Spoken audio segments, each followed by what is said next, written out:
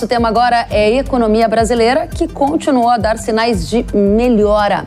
Nesta semana, o Instituto Brasileiro de Geografia e Estatística, o IBGE, informou que a taxa de desemprego no Brasil atingiu 9,1% no trimestre encerrado em julho. Esse é o menor patamar desde 2015. Já o PIB, o Produto Interno Bruto Brasileiro, também cresceu e no semestre acumulou ganhos de 2,5% nesse primeiro semestre. Para tratar de economia, de eleição, de tendência para dólar e tudo que a gente precisa saber sobre o que acontece na China, na Europa e que impacta o agronegócio, a gente vai receber aqui no Hora H do Agro Pablo Spyer, que é comentarista da Jovem Pan News, economista, sócio da XP Investimentos e está aqui conosco. Seja muito bem-vindo, Pablo. Obrigado por me ter aqui, Kellen. Você que é minha parceira de antes de eu ter um minuto, né? Verdade, é verdade. Você Obrigado. Já falava com a nossa audiência do agro e nesta semana eu estava com um grupo de produtores do agro e a gente viu uma postagem sua que me chamou a atenção. A gente vai colocar no ar, vamos dar uma olhadinha, Pablo? O Pablo colocou nas redes sociais dele, publicou lá essa imagem. É uma imagem que chama a atenção porque diz assim: o Brasil saiu do Covid muito melhor do que a maioria dos mercados emergentes, com um salto na balança comercial que gerou um superávit enorme. E por isso acreditamos que o valor justo do dólar é R$ 4,50, o real ainda está desvalorizado. Você estava repostando o que o Robin Brooks, que também é economista, havia dito. Isso, economista importante, né? Super importante. Isso. Quer dizer que você acredita que o dólar deve cair a 4,50? Explica pra gente, Paulo. O dólar tem uma frase que acho que é atribuída ao Edmar Bacher, e que diz que o dólar foi inventado o câmbio foi inventado para que os economistas voltem a ter humildade, né? O câmbio ele é muito difícil de ser previsto, existem muitas variáveis exógenas, internas e externas. O que a gente pode fazer é olhar para os principais indicadores que influenciam no câmbio, né? Como a balança comercial, como os investimentos estrangeiros, né? Como os estímulos, tá? As reservas internacionais, e todas essas estão muito boas, né? Os investimentos estrangeiros, nunca entrou tanto dinheiro na B3, né? As reservas internacionais, nós estamos com muito dinheiro lá fora, né? Então todos esses números estão bastante bons e têm ajudado bastante o câmbio, né? Existem outros números também, né? Que também têm que ser olhados, que são muito importantes, né, como o déficit público, a inflação e o crescimento econômico, que, como bem você acabou de dizer ali, né, tem surpreendido positivamente o tempo todo, né? O PIB já cresceu 2,5%, como você mesmo falou, né? Acho que a expectativa é que cresça até mais, né? Então, tudo isso muito positivo aqui no Brasil tem pressionado bastante o câmbio para baixo. A gente tem que se atentar, Kellen, ao índice do dólar lá fora, né? Porque aqui a gente fica, às vezes as pessoas não entendem, a gente fica falando do câmbio, tal, real, o dólar vale R$ 5,20, né? Lá no Focus, a estimativa do Banco Central, que termina o ano a 5,20.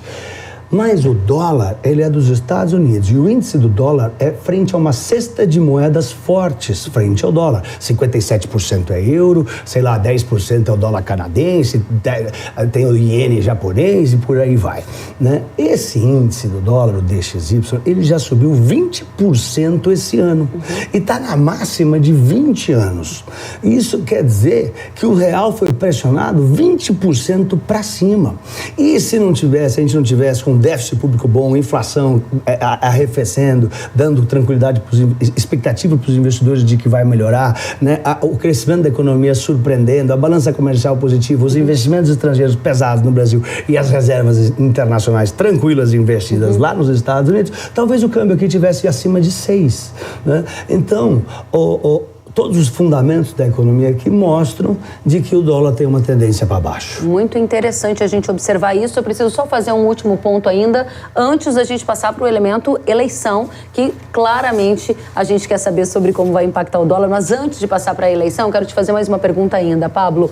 Esses elementos que você coloca, desde uma expectativa de superávit primário, desde uma melhoria da economia, o fluxo cambial levando a uma possibilidade de 4,50 que você mencionou, eu faço um contraponto. ponto, as taxas de juros dos Estados Unidos podem continuar a subir mais para tentar frear a inflação e isso acabar tirando um pouco desse recurso daqui, levando para lá e evitando que essa previsão de $1 abaixo de 5 se confirme? É um cenário provável ou é possível? O que você enxerga? É possível. Lá nos Estados Unidos a gente tem visto a alta dos juros, né?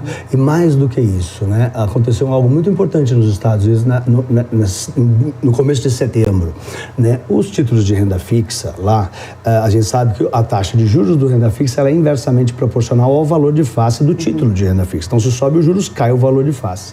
E o valor de face de um índice da Bloomberg lá, de títulos de renda fixa, atingiu a queda de 20%. É muito, né? Então, isso aconteceu há mais de 40 anos atrás, quando a inflação estava como está agora. Então, isso fez com que o índice do dólar saltasse, o que eu mencionei do dólar, subiu porque os títulos de renda fixa estão se desvalorizando demais. E se eles precisarem realmente subir os juros para acima de 4, de 5 ou 6, aí o dólar vai subir com força e aí não tem o que fazer. Sim. Esse é um fator exógeno internacional que a gente não tem o que fazer. Com certeza, Pablo. Agora tem um outro fator que é doméstico para nossa audiência aqui, eleição. Eleição começará a fazer preço no dólar a partir de quando? Essa é uma das perguntas mais feitas. E qual é o efeito da eleição no dólar agora, nos próximos meses? Pablo, responde pra gente. Eu acho que pela primeira vez, é engraçado, né? A gente sempre viu as eleições mexerem no câmbio e tal. Pela primeira vez, não. Os estrangeiros não estão preocupados com essa eleição. Eu converso com muita gente em Nova York o tempo todo e eles não estão preocupados. Por exemplo, se você lembrar lá em 2001, quando o Lula ganhou, né? Ele falava em dar calote na dívida. Era um negócio assim brutal de escutar para o investidor estrangeiro, que todo sacou o dinheiro daqui, o dólar foi para 4 e a bolsa foi para 3 mil pontos. 3 mil pontos. Nós estamos falando de uma bolsa hoje acima, na casa de 110 mil pontos. Esse foi o desespero. E depois o Lula veio e soltou aquela carta ao povo e não fez nada do que ele falou que ele ia fazer e passou tudo tranquilo e o dólar voltou para 1,50, né? Aí veio o Bolsonaro, né? Muitos anos depois veio o Bolsonaro. Na época do Bolsonaro, né, eu lembro que falavam que ele ia como é que era? Prender...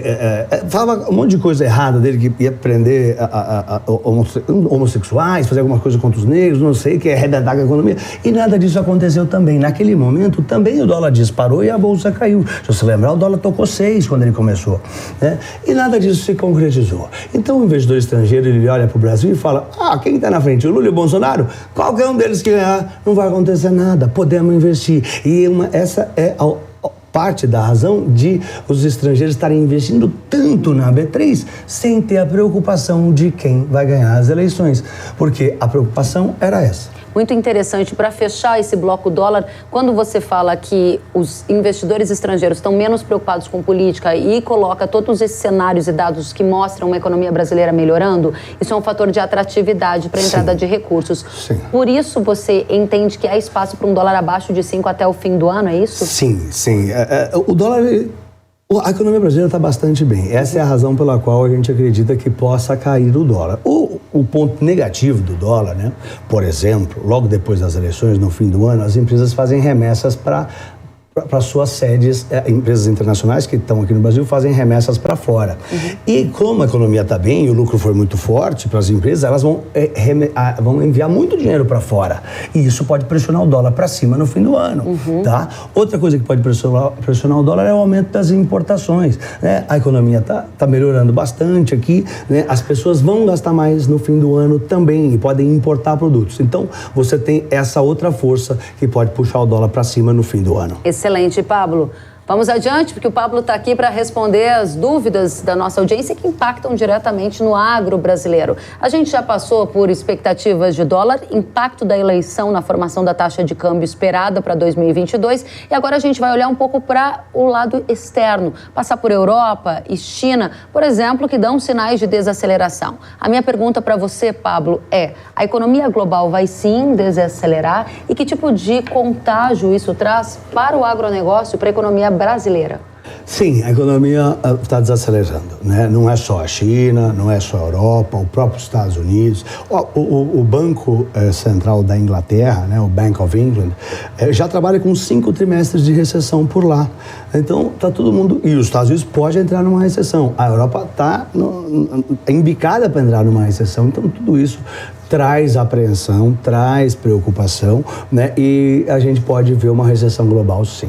Recessão global tem que tipo de impacto para a economia brasileira ou para o agronegócio? Você acredita que pode gerar algum tipo de arrefecimento na demanda pelos produtos que a gente produz? Alimentos são os mais resilientes, não acredito que seja o caso? Você acredita? Não, acredito como você, que são muito resilientes e que a demanda vai continuar forte e que a China, né, mesmo desacelerando, só vai desacelerar. A China não vai entrar em recessão. Quem vai entrar em recessão é a Europa, Estados Unidos, a Inglaterra, o resto do planeta. A China vai só crescer menos. E a China é o maior cliente nosso, né? Então a China, ela deve continuar muito forte, né, comprando os nossos grãos. O complicador aí é a guerra da Ucrânia, né? Os fertilizantes já estavam caros por conta do Covid, porque quebraram 2 indústrias gigantescas de produção de insumo de fertilizantes na Europa durante o Covid, né? Então, o fertilizante ele tem um problema que ele está caro por oferta, falta de fertilizantes, falta de insumos para fertilizantes. E isso não deve arrefecer, porque com a alta de juros nos Estados Unidos, os investidores, os empresários, os empreendedores que poderiam construir novas indústrias de fertilizantes vão ter menos ímpeto de fazer isso, porque os Estados Unidos e a Europa vão estar pagando mais juros, eles vão preferir deixar o dinheiro no banco. Então esse é um complicador para baixar o preço dos fertilizantes. Pablo Spyer, volte sempre ao Hora H do Agro, foi um prazer te receber.